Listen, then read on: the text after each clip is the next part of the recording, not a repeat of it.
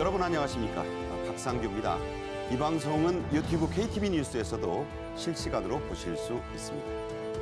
한덕수 대통령 권한대행은 직무에 복귀하자마자 산불 현장으로 나갔고 국가안전보장회의와 통상 관련 여러 회의들을 주재했습니다.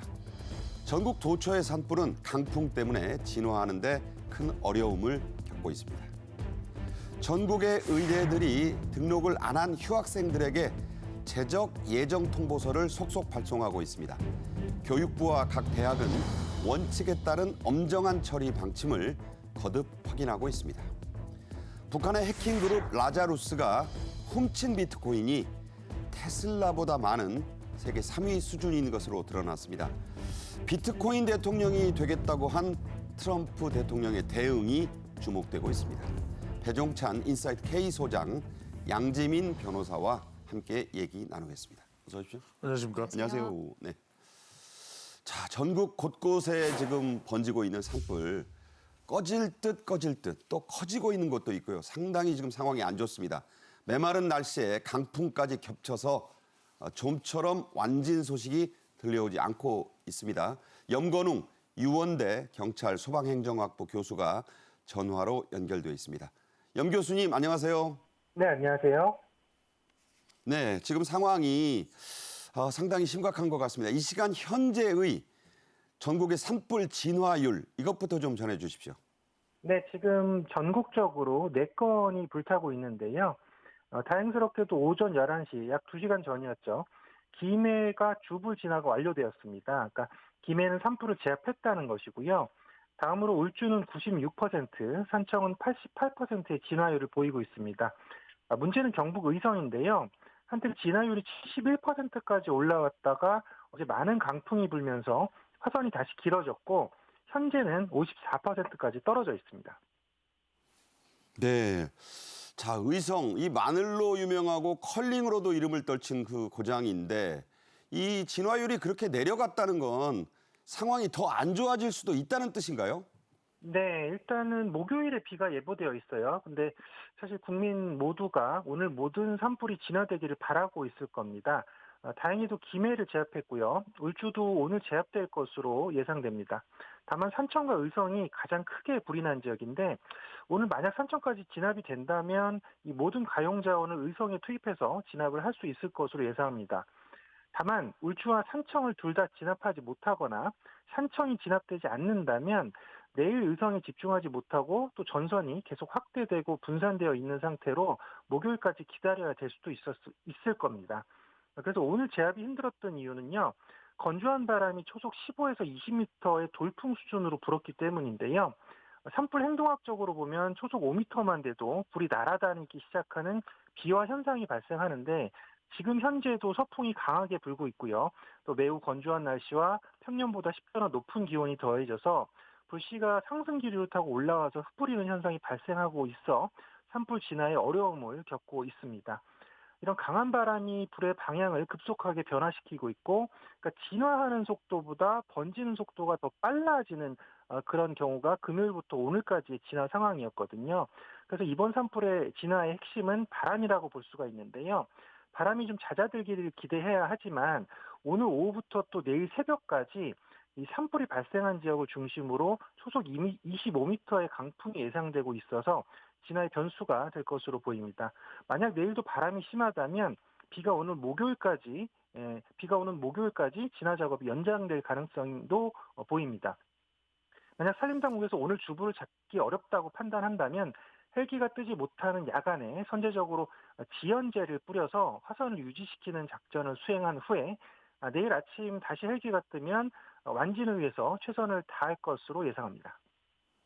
네. 정말로 바람아 멈추어다오란 노래 말대로 좀 됐으면 좋겠습니다. 이 초속 25m짜리 강풍이라니까 정말 걱정스럽습니다. 또 문제가 있죠. 산불 진화대원들의 나이가 60대 중심이고 젊은 층이 거의 없다고 합니다. 또 진압 장비도 매우 낡아서 어려움이 더 크다고 하네요. 네, 산불 진화대원은 공중진화대, 특수진화대, 예방진화대원으로 나뉘는데요. 이 사망하신 분들은 모두 60대였고 이분들은 예방진화대원이었습니다. 그러니까 사실 이 세 부류 중에서는 가장 안전한 곳에 투입되는 그런 대원들인데 평소에는 이제 감시 활동이나 잠불 위주를 정리 위주로 하시는데 당일날은 초속 15m 이상의 강풍이 역풍으로 불어왔기 때문에 아마 고립된 상태에서 안타까운 상황으로 이어졌다고 볼 수가 있습니다. 이런 산불이 발생했을 때는 주로 이제 산림청이나 지자체 군부대 헬기를 동원해서 주부를 진압하고요. 나머지 잠불을 소방관, 지자체 공무원, 예방진화대원이 맡고 있는데 최근에 이제 여러 어려움들이 있습니다. 이런 산불 진화대원에게 지급되는 장비가 방금 말씀하셨듯이 노후된 방화복과 장비들이 지급되는 게 문제거든요. 그래서 보통 지자체에서 지급받는 안전화가 1, 2년이면 닳아버리는데 보급은 3, 4년 주기로 지급되고요. 또 일부 대원들 같은 경우는 10년 된 방화복을 아직도 착용하고 있을 정도로 열악합니다. 그리고 물펌프와 곡괭이도 들고 가서 잔불등도 정리하는데 이 물펌프도 뭐 고장난 것을 들고 가는 경우들도 있고요. 이런 장비의 노후화는 산불 진화에 굉장히 심각한 문제로 작용하고 있고요. 또 진화대원들이 고령화된 것도 문제입니다. 지금 평균 나이가 61세거든요. 그리고 이분들은 최저 시급 수준으로 일당 약 10만 원 선을 받고 있는데 이게 사실은 거의 노인 일자리나 공공 근로 개념으로 지금 일단은 일자리 창출 차원에서 하는 경우가 더 많기 때문에 이런 부분에 있어서는 좀 고용 안정성을 높여서 전문성을 갖춘 인원을 유지하는 것이 좋다고 봅니다. 그래서 선발 규정과 교육 체계도 좀 손보고 산불을 지상에서 진화할 수 있도록 인도, 그러니까 산불을 진화할 수 있는 도로를 좀 만들고요. 대형 산불 헬기까지 좀 들여오는 등 산불에 대한 전략과 장비, 인력 및 교육에 대한 전반적인 대책이 마련되어야 한다고 봅니다. 네, 염 교수님 말씀을 들어보니까 정말로 이번 사건을 계기로 우리가 개혁해야 될 게 너무 많다. 이런 생각을 해보게 됩니다. 지금까지 염건웅 유원대 경찰 소방행정학부 교수였습니다. 고맙습니다. 네, 감사합니다. 네, 한덕수 대통령 권한대행은 어제 오전에 헌재의 탄핵 기각에 따라서 직무에 복귀하자마자 정부 청사로 출근했죠. 점심을 도시락으로 함께 먹으면서 여러 회의를 주재한 뒤에는 곧바로 의성 산불 현장으로 갔습니다. 한 대행이 국무위원과 공무원들 앞에서 한 당부의 말부터 직접 들어보시죠. 대한민국이 처한 대내외적 위기를 생각하면 우리 국무위원들이 매 순간 신기일견하는 수밖에 없습니다. 민생과 직결된 주요 현안을 속도감 있게 진척시키는 것이 내각의 사명입니다. 외교, 안보, 경제, 통상, 치안, 행정 등 국정의 모든 분야가 원활하게 작동하느냐 여부가 국무위원과 전국 공직자들에게 달려 있습니다. 네, 한 대행은 국무위원들과 이 도시락으로 점심을 먹으면서도 얘기를 나눴습니다. 또 최상목 경제부총리 자리에 앉자마자 드디어라고 했다고 하는데 여러 소회를 담은 말이겠고 옆에서 김문수 장관도 그동안 수고했습니다. 이렇게 말했다는데 자, 짧은 대화였지만 많은 게 들어있어요. 그렇습니다. 여러 소회가 또 터져 나왔습니다. 한덕수 대통령 권한대행은 말 못할 고생 많았다. 노력해 주신 것 감사한다. 이렇게 표시를 했고요. 최상목 부총리는 드디어 아마 그 뒤에 담고 있는 말은 드디어 이제 돌아오셨구나. 본인이 이제 고생 많이 한 그런 소회도 담겨 있는 것으로 보이고요. 드디어 내가 이제 부총리 자리로 돌아왔구나. 그 뜻도 있고요. 그렇습니다. 네. 김문수 장관은 한덕수 권한대행에게 고생 많으셨다라고 이야기를 했습니다. 한 대행은 서로 힘 합치며 나아가길 저부터 앞장서겠다. 빨리 국정을 챙겨야 된다는 것을 강조했고요. 최상목 부총리는 그동안 여러 역할을 동시에 했지 않습니까? 이런 1인 사역이었죠. 그렇습니다. 대통령 권한대행의 부총리 역할에 또 기재부 장관 역할에 그래서 88일 만에 종료되는 그런 상황이 됐습니다. 네, 말씀드린 대로 한 대행은 이 도시락 간담회를 마치자마자 경북 의성 아까 들으셨지만 가장 지금 진화율이 높아지려다가 떨어진 그곳을 찾았죠. 그렇습니다. 제일 급한 지역입니다. 한덕수 대행은 의성군 산불 현장을 방문했고 이재민 대피소 등을 점검했습니다. 지금 다들 여기에 집중이 되어 있습니다. 진화 인력 등 피해가 더 발생하지 않도록 안전에 만전을 기해달라고 당부를 했고요. 한덕수 대행은 이 외에도 다른 또 재난 지역입니다. 산불 지역인 울주, 또 하동군 특별 재난, 의성군까지 포함해서 지역을 추가로 선포를 했습니다.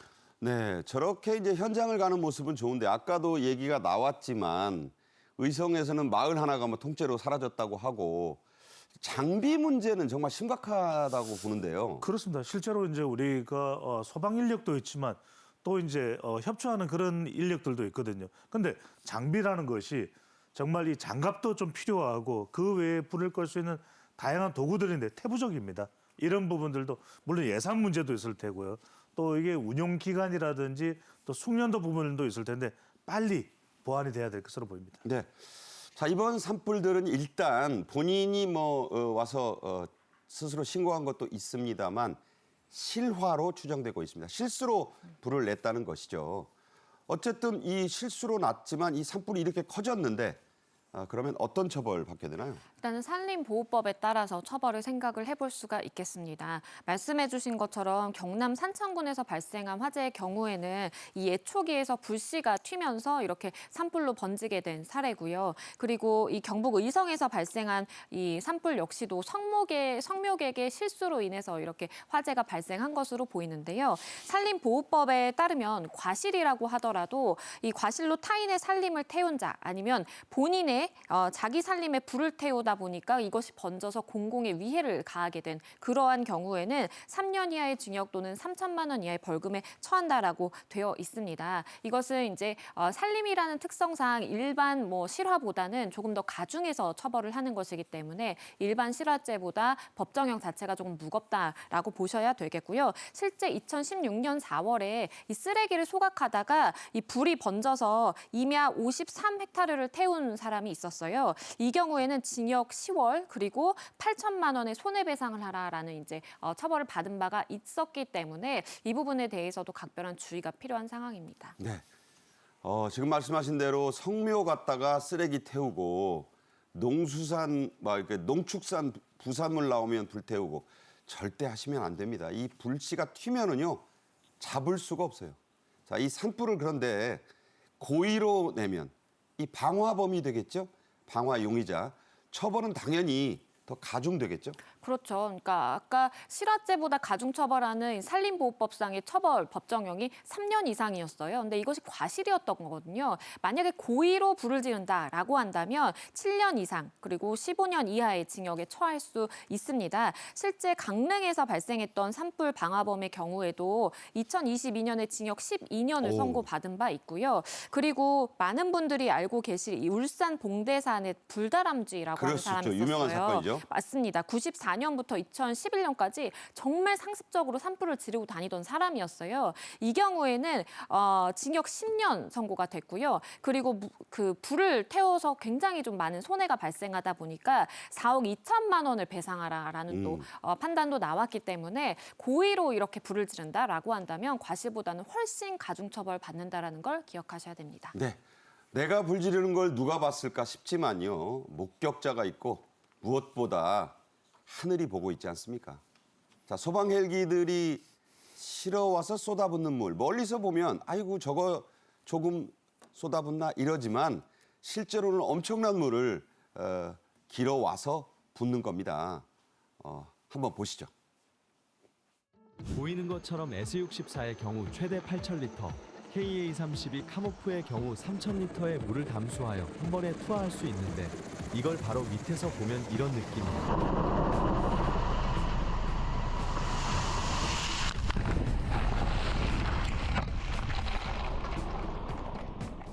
보기만 해도 엄청난 힘이 느껴지지? 자, 이런 물을 대체 어디서 퍼올까? 그중에는요.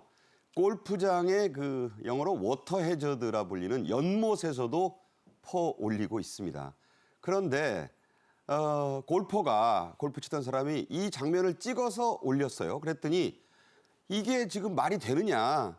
그걸 또 문제 삼은 분들도 있었고. 자, 상황을 좀 설명해 주세요. 그렇습니다. 상당히 문제가 될 수가 있습니다. 왜냐하면 이 소방 헬기가 골프장 가장 가까운 곳에서 물을 치수할 수 있는 곳에서 치수를 합니다.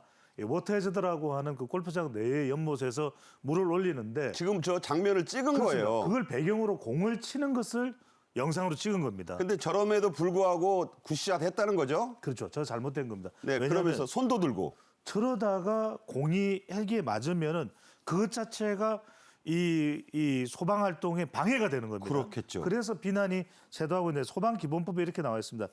정당한 사유 없이 소방대 활동을 방해하는 것은 금지되어 있다. 마땅히. 그러면 이제 골프장에서는 이것을 알려야 되는 것이거든요. 중단해야 되죠. 그런데 소방헬기 활동의 통제를 안 한 이 골프장에도 문제가 되는데 골프장에서는 이런 이야기를 합니다. 캐디에게 설명하라고 했다. 에이, 그게 안 되죠. 캐디가요. 그렇게 손님들한테 설명 못 안 해요. 됩니다. 이걸 중단했었어야 돼요. 네. 중단하고 이것을 일단은 소방 활동을 할 수 있도록 했었어야 되는 건데 문제가 있는 겁니다.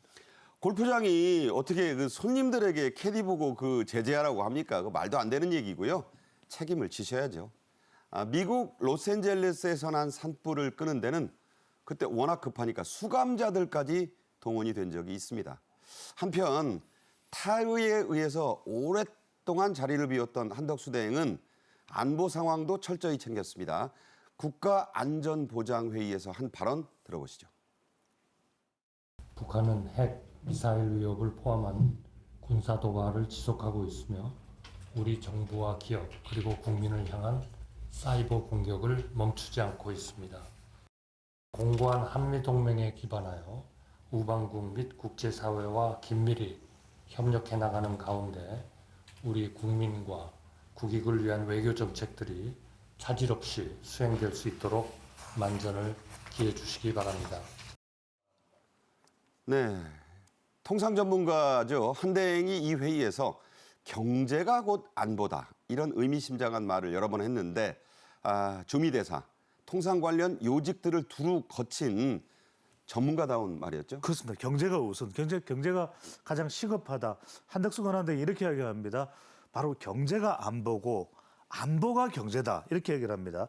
세계 시장 뛰는 우리 기업들이 능력을 마음껏 발휘하도록 해야 된다는데 그전에 최상목 경제부총리가 권한대행을 때도 이 점을 제일 강조했습니다. 한덕수 권한대행은 모든 부처의 한 팀이 돼서 긴밀하게 협력해야 된다. 그러니까 권한대행 역할을 하는 동안은 무엇보다도 경제 쪽에 최우선을 둘 것을 강조한 것으로 보입니다. 네, 한대행의 이런 당부를 입증하듯이요. 정의선 현대차그룹 회장이 백악관에서 그것도 루즈벨트 룸에서 트럼프 미국 대통령과 함께 현대차그룹에 30조 원 미국 투자 계획을 발표했죠. 그렇습니다. 저는 이게 뭐 보는 분들에 따라서 감상은 다를 수 있습니다만 감동적인 장면이었습니다. 트럼프 대통령이 바로 옆에 있고 미국의 주요 인사들이 함께했습니다. 그럼요. 백악관입니다. 정의선 현대차그룹 회장이 2028년까지 미국에 30조 원을 투자하면 된다. 저 장면이네요. 그렇습니다. 트럼프가 왼쪽에 있어요. 그렇습니다.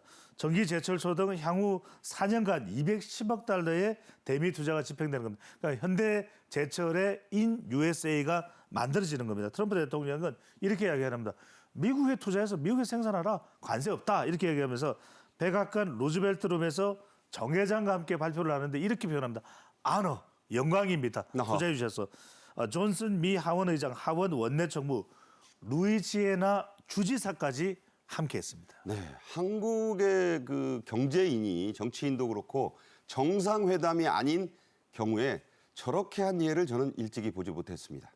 현대차그룹이 미국에 직접 투자한다는 분야, 구체적으로 어떤 것들인지 궁금하네요. 네, 자동차와 철강이 있고요, 미래산업, 에너지까지 포함해서 다각도로 최첨단 분야에 이제 투자가 됩니다. 자동차 86억 달러, 부품 물류, 철강 61억, 그다음에 미래산업 에너지 63억 달러입니다. 전부 억 달러예요. 그렇습니다. 30조 원인데 조지아주의 서베나 공장의 생산 능력이 연간 30만 대에서 50만 대로 늘어납니다.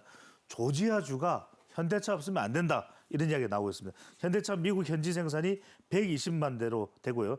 루이지애나 전기제철소 270만 톤으로 만들어집니다. 그러니까 여기서 생산해서 현대자동차 공장으로 철판이 공급돼서 바로 또 자동차가 만들어지는 겁니다. 트럼프 대통령이 이렇게 이야기합니다. 허가에 문제 있으면 딴 사람 찾아갈 필요 없다. 나를 찾아오라. No problem. 아무 문제 없을 것이다. 지금 미국에서 트럼프가 자기 직접 찾아와서 얘기하라고 할 사람이 몇 되겠어요. 그렇습니다. 만면의 미소를 띠면서 한 단어입니다. It's honor. 네. 영광이다.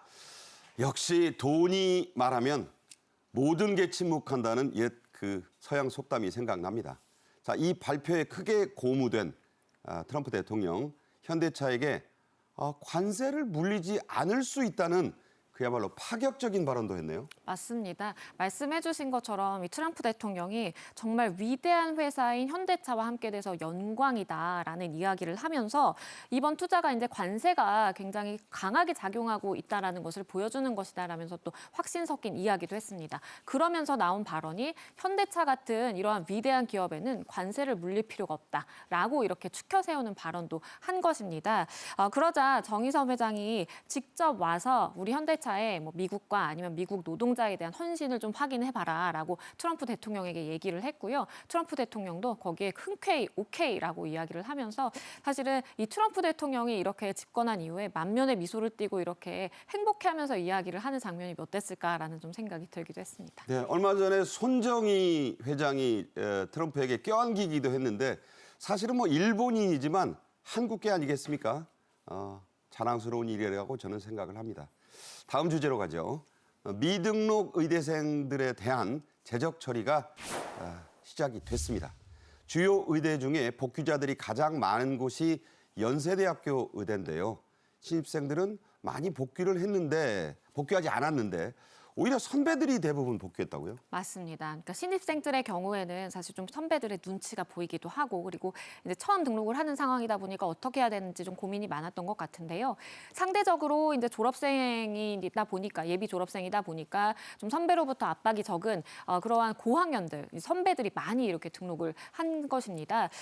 연세대가요 학생 거의 한 900명 정도 됩니다. 881명 중에서 이 45%가량이 아직 등록을 하지 않았어요. 그래서 등록을 하지 않은 학생에게 미등록 재적 예정 통보서를 보냈습니다. 그러니까 등록을 계속하지 않으면 28일까지 않으면 재적할 것이다라고 정말 초강수를 둔 것으로 보이고요.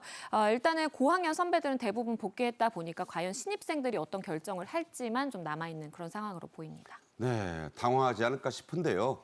다른 의대들의 복귀 마감 시한도 관심인데 이것도 얼마 안 남았죠?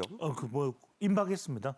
이번 주입니다. 서울대, 부산대, 영남대, 이하여대 27일입니다. 나머지 또 12개 대학도 지금 달력을 일정표로 보시면 있겠지만은 27일 이외에도 28일까지 경희대 이게 무슨 인하대, 사법 운명의 날하고 비슷하네요, 느낌이. 그렇습니다. 이번 주입니다. 이번 주 뭐 슈퍼위크 이야기하는데 이번 주로 다 돌아와야 되고 28일이 왜 중요하냐면 학사 일정의 4분의 1이 지나는 시점이거든요. 저기를 지나면 이제 못 돌아가죠. 안 돌아오면 F 학점입니다. 돌아와도 학점을 바꿀 수가 없습니다. 그러니까 빨리 돌아와야 됩니다. 네. 자, 그래서 28일까지가 이제 이 데드라인이 된 셈인데 학생들은 좀 움직이나요?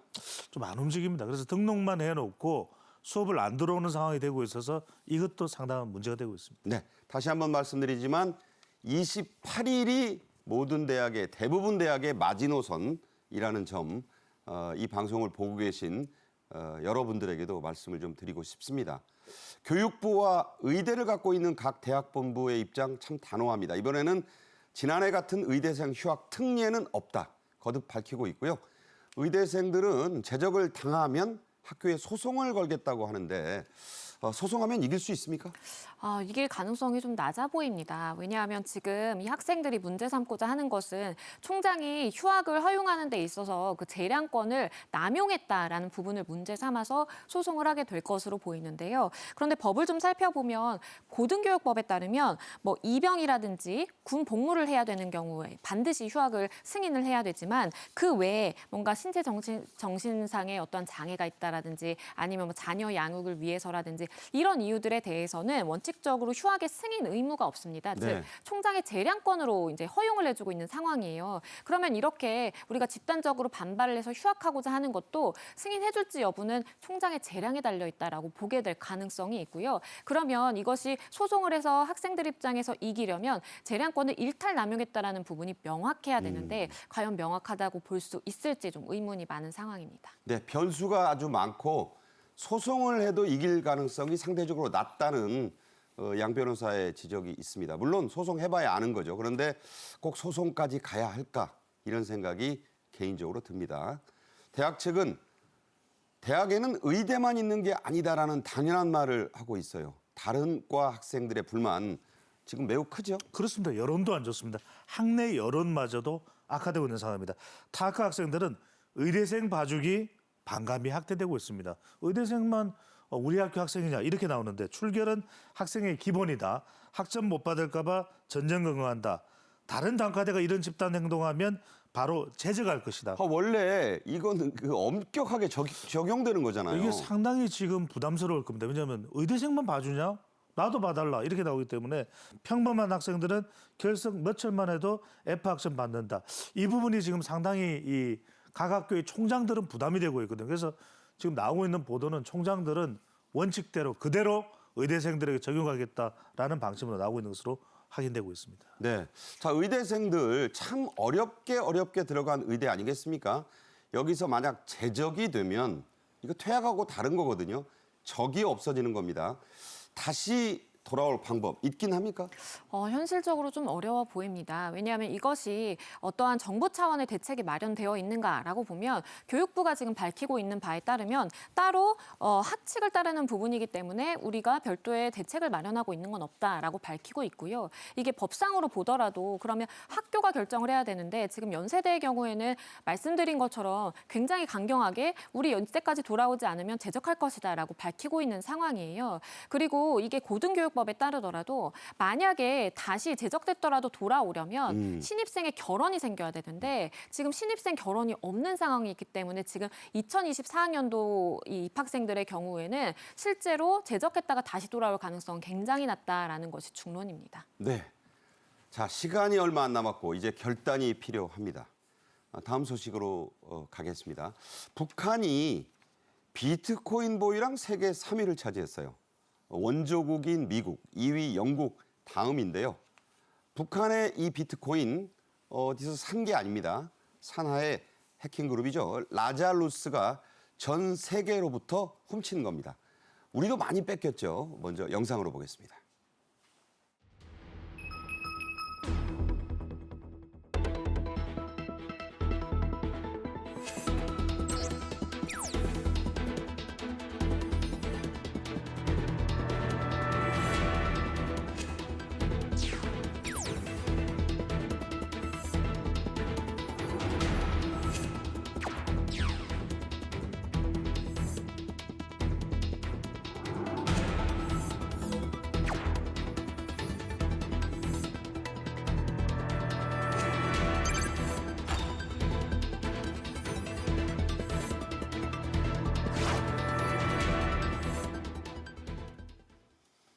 방금 나왔지만 참 놀라운 일입니다. 북한 정찰총국 산하의 해킹 조직입니다. 라자루스가 갖고 있는 이 비트코인, 머스크 테슬라보다 많다. 참 대단한 얘기죠. 그렇습니다. 대단하지만 이게 정말 엄청난 위협적인 일입니다. 그러니까 이 암호화폐 정보업체 약함 인텔리전스의 이 정보에 따르면 보도에 따르면 라자루스 북한의 해킹 그룹입니다. 13,441개. 저거 엄청나요. 그렇죠. 테슬라, 일론 머스크죠. 가지고 있는 11,500개보다 더 많습니다. 그러니까 이게 엄청나게 이 불법으로 취득한 그런 코인이거든요. 북한 해킹 조직인 라자루스. 이름만 들어보면 북한 같지 않습니다만 북한과 연계되어 있습니다. 비트코인을 축적한 것인데 거래소인 바이비트를 해킹해서 들어가서 공격해서 20조 가까운 이더리움을 이제 탈취를 한 다음에 이 이더리움을 그냥 바꾸는 게 아닙니다. 비트코인으로 바꿔서 다시 현금화한 겁니다. 그러니까 이제 그때 그 어려운 말입니다만 홀드 월릿, 핫 월릿 그 시점을 노린다고 그래요. 그랬습니다. 그래서 여전히 아직 현금화하지 않은 코인도 가지고 있기 때문에 지금 엄청난 북한 해킹이 우리에게 또 전 세계에 위협이 되고 있습니다. 자, 이거 명백한 도둑질입니다. 그리고 돈 세탁도 국제적 범죄죠. 자, 이렇게 해서 북한의 비트코인 보유량 세계 3위에 올랐어요. 그러니까요. 말이 안 되는 거죠. 1위가 미국입니다. 2위가 영국이고요. 사실 이제 중국이나 이런 경우는 정확하게 지금 집계가 안 돼서 나오지 않은데 실제로 이제 코인을 자국의 통화로 사용하는 엘살바도르보다 많습니다. 네네. 한국과의 통화보다도 법정 통화보다도 더 많은 양의 코인을 북한이 해킹해서 불법으로 가지고 있습니다. 그러니까 이제 중국은 저게 순위에 안 들어간 게 교묘하게 민간인들에게 분산시켰다는 얘기도 있고 예. 노출을 안 한 것이고 북한 비트코인이 엘살바도르보다 많다는 것도 이게 사실은 국제적인 그 화제가 되는 거죠. 그렇습니다. 엄청난 위협입니다. 이게 지금 최근에 이제 구글 인텔리전스에서도 계속 보도가 되는 것이 각 보안 뉴스에도 보도가 되는 것이 지금 한덕수 권한대행도 이야기가 북한의 지금 미사일 도발보다 또 도발도 문제입니다. 하지만 이 사이버 공격에 대해서 엄정 대처해야 된다는 이야기가 나오고 있습니다. 네, 앞서도 잠깐 말씀을 드렸지만 북한이 비트코인 세계 3위가 된 건 순전히 해킹 덕분입니다. 덕분이라면 정찰총국 주도로 해커들이 세계 곳곳에 가상화폐 거래소 무차별 공격해왔죠. 맞습니다. 이게 북한 정찰총국 사나이, 그러니까 라자루스가 지금 전 세계의 이런 거래소들을 노리면서 해킹을 지속해 오고 있는 상황입니다. 일단 가장 가까운 신뢰로는 2025년 올해죠. 두바이의 바이비트를 공격을 했어요. 그래서 이 비트코인으로 일부 전환을 했는데 14억 달러의 알트코인이라든지 이더리움을 탈취한 다음에 이걸 비트코인으로 바꿔서 이걸 현금화하는 방식을 취하고 있는 상황입니다. 2019년에는 우리나라도 그 타겟이 됐었는데요. 이 업비트에서 약 6억 원을 해킹을 하고요. 그리고 쿠코인 거래소에서 40억 원의 암호화폐를 탈취한 바 있습니다. 물론 이 40억 원 중에 이제 대부분은 회수가 다행히 됐다라고 하는데요. 2022년에는 또 로닌 브릿지를 공격을 해서 8천억 원가량, 그리고 2023년에는 아토믹 월렛을 또 공격을 해서요. 1,400억 가량의 암호화폐를 이렇게 탈취하는 전력을 가지고 있습니다. 네, 얼마 전에 북한 코너에서 북한의 평범한 집안 아이들이 상층으로 올라가는 유일한 길이 저 해커 양성소에 들어가는 거다. 이런 말씀을 드렸죠. 북한은 이렇게 해킹한 가상화폐를 현금으로 바꾸는데도 아주 능숙합니다.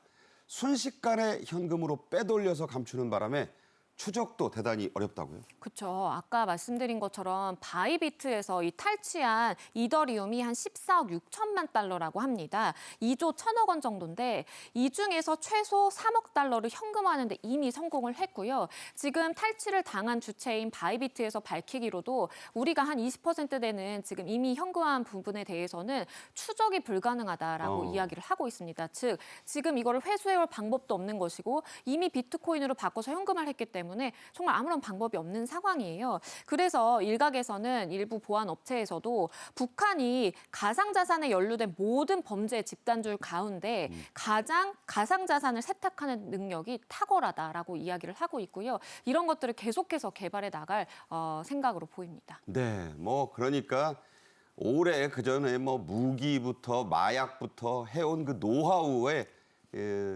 결실이라면 결실이 아닐까 이런 생각도 해봅니다. 북한의 라자루스는 김정은을 위해 돈도 이렇게 벌어오지만 김정은을 이른바 옹위하기 위해 싸우기도 하죠. 그렇습니다. 호위 집단입니다. 몇 개의 해킹 그룹들이 있고 이른바 정보 탈취 그룹들이 있습니다. 방금 전에 이제 양재민 변호사가 말씀하셨던 대로 이런 걸 당하고 나서도 금방 모릅니다. 그러니까 이제 코인을 탈취당하고 나서도 한참이나 지나야 거래소에서는 그 사실을 알게 되는 것이거든요. 라자루스는 김정은 풍자 영화를 만든 소니 픽처스 그 영화 아실 겁니다. 그 사이버 테러하기도 했었어요. 네. 그건 이미 많이 보도가 됐고요. 전 세계 150여 개국의 20만 대 이상의 컴퓨터에 랜섬웨어를 완전히 뿌려버립니다. 그 랜섬웨어라는 게 뭐냐면 이쪽 랜섬이 인질로 잡는 거거든요. 그렇죠. 이거 완전히 무력화시키고 너희들 정보 다 이제 공개할 텐데 얼마를 돈을 내라 이렇게 협박을 하는 것이고요.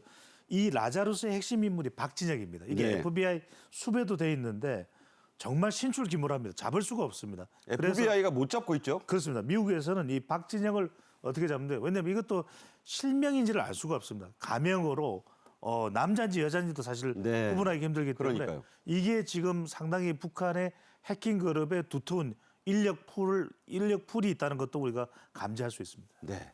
박진혁 이름은 멋있게 졌는데 그 이름이 아닐 수 있고 남자일 수도 있고 여자일 수도 있고 FBI가 지금 못 잡고 있다고 합니다.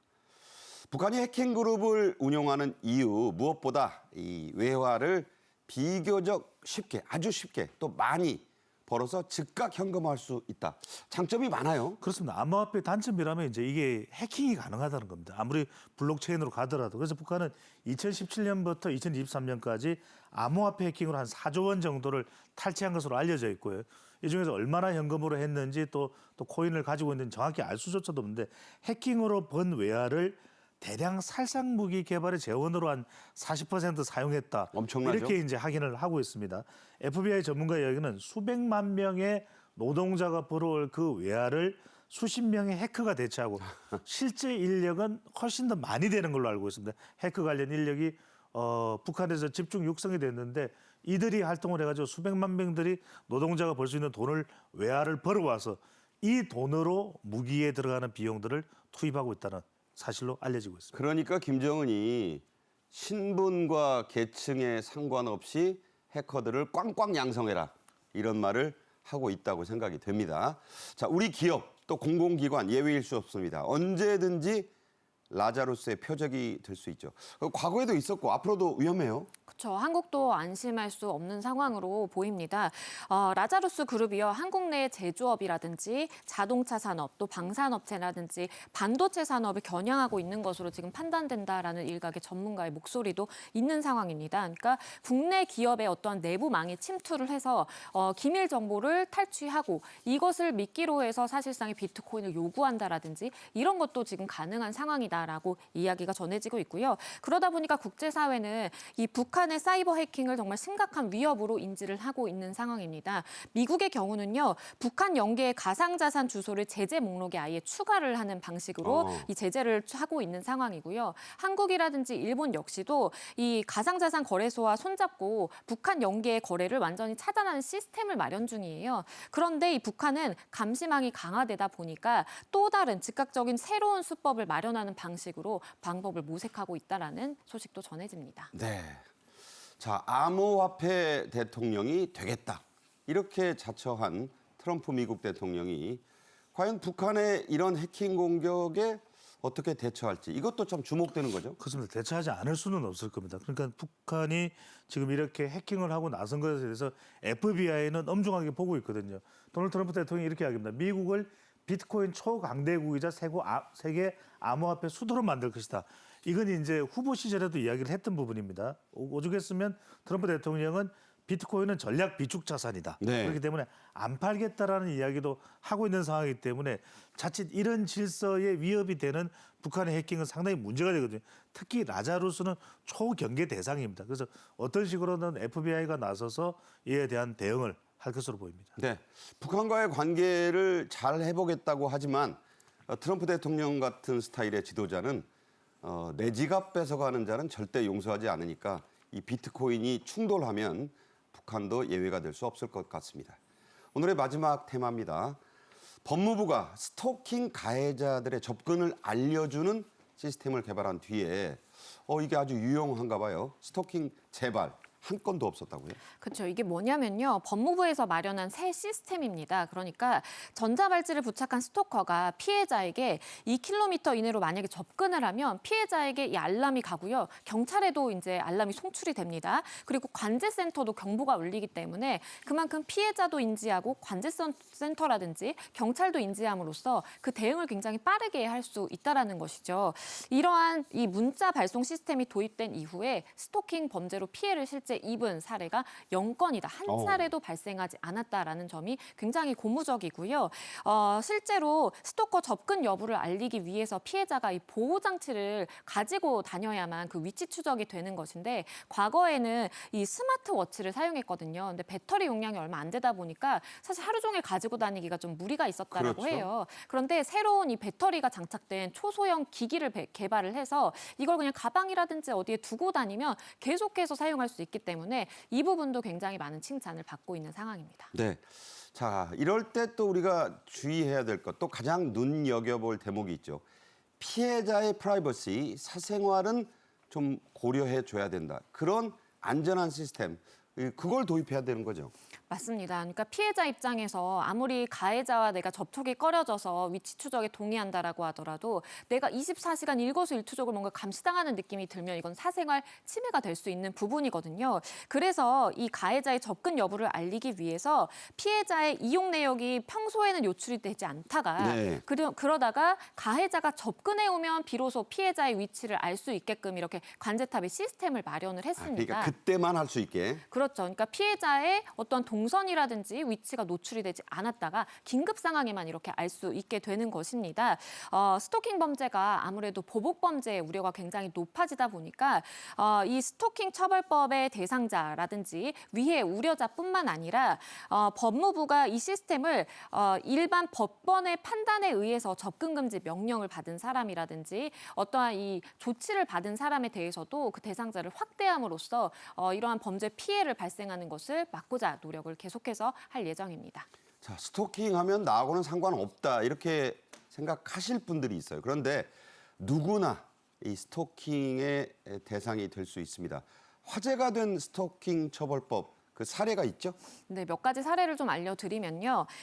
전 여자친구 집에 찾아가서 이 열쇠공을 부른 겁니다. 그러니까 본인이 마치 이 집에 들어갈 수 있는 권리가 있는 사람인 양, 소유자인 양 행세를 해서 열쇠공을 불러서 도어락을 부수고 문을 열고 들어간 그 네. 상황이 있었고요. 실제 스토킹 처벌법 혐의로 입건이 된 바 있습니다.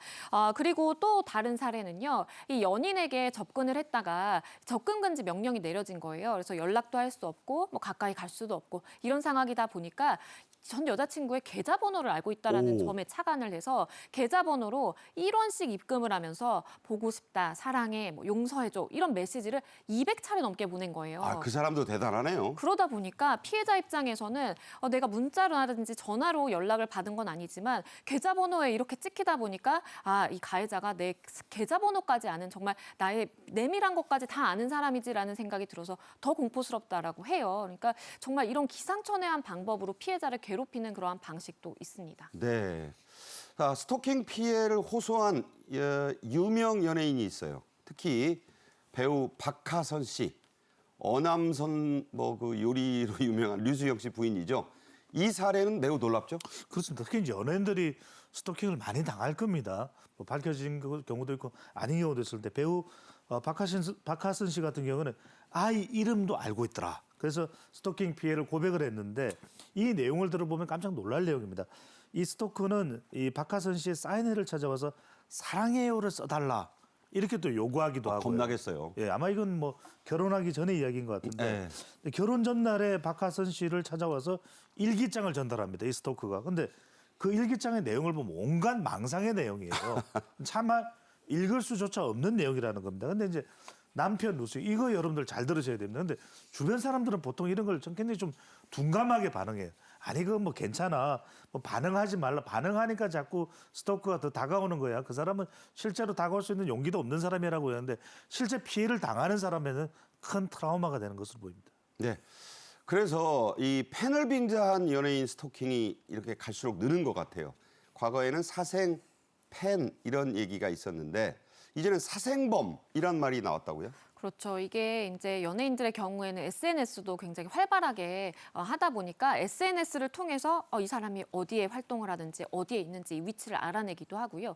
그리고 이제 뭐 해외 콘서트가 있다. 그래서 가면 어떻게 알아냈는지 그 비행기 좌석이라든지 몇 시에 출발하는지를 알아내서 그 옆자리를 예약을 하는 거예요. 아유. 그래서 비행기에서 탑승한 내내 계속 옆에서 지켜보고 말을 건다라든지 이런 피해가 속출하고 있습니다. 그래서 과거에는 우리가 연예인들 막 따라다니면서 응원하는 사생팬이라고 했었는데 요즘에는 이러한 것이 범죄가 될 수 있음을 인식을 해야 된다라고 해서 사생팬이 아니라 사생범으로 이렇게 부르는 단어까지 생겨났습니다. 네, 그래서 검찰이 스토킹 처벌법 해설집까지 냈다고 하는데요. 주로 어떤 내용이 들어있나요? 이 해설집에는요, 이것이 전국의 검찰청으로 사실 이제 다 이제 배포가 됐어요. 그래서 스토킹인지 아니면 이 사람을 정말 좋은 감정으로 따라다니는 것인지 아니면 괴롭히기 위한 목적인지 아닌지 이런 것들이 굉장히 애매한 부분이 있기 때문에 사례를 쭉 수록을 해서 과거에 무죄 판결이 났던 부분이라든지 유죄 판결이 났던 부분을 어떤 기준점을 가지고 소개를 하고 있고요. 스토킹 처벌법 자체가 이것이 반복적이고 상대방에게 공포심을 일으켜야 됩니다. 그렇기 때문에 그러한 부분에 기준점을 잡는다라는 부분에서 의미가 있습니다. 네, 열람이 가능하다고 하니까 한번 찾아보셨으면 도움이 더 되시겠죠.